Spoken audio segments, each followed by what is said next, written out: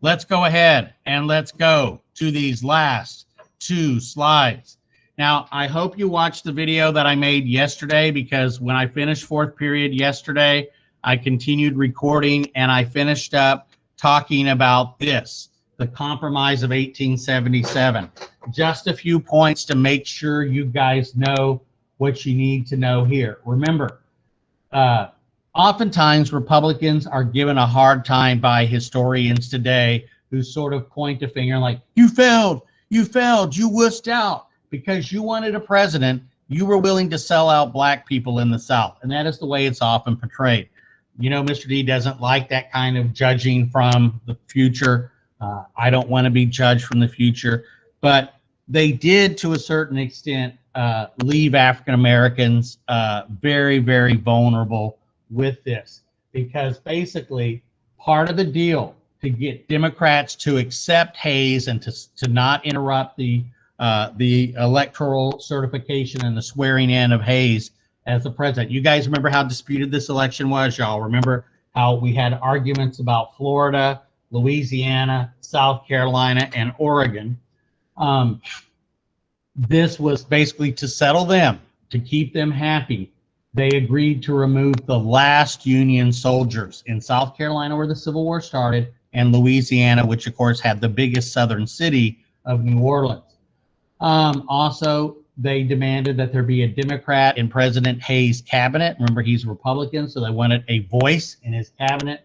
And they wanted federal support to build a second continental railroad, transcontinental railroad, but this would run in the South, say from New Orleans to California, right? There had been one already built, completed in 1869, but that went from Iowa to Northern California. This would greatly help Southerners, and ultimately one is built, but it turns out this is not part of the deal. The last thing I want to say about this, well, actually two last things. There is no document, y'all, that we have where it's like, you know, in order to support Hayes as president, Democrats demand the following things. You know, check off the boxes. We agree as Republicans to do these things and sign it.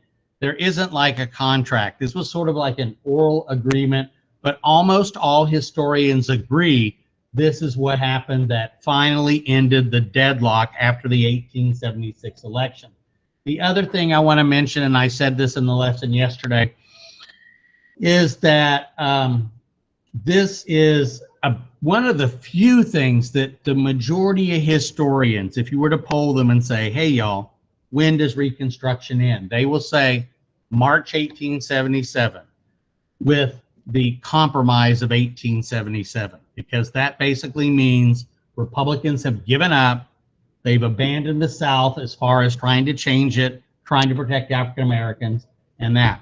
And so that is accepted there. So whenever you see people talking about Reconstruction, y'all, they may give you a different start date. I like 1863 with Lincoln's Reconstruction of like Arkansas and Louisiana, Tennessee, whatever.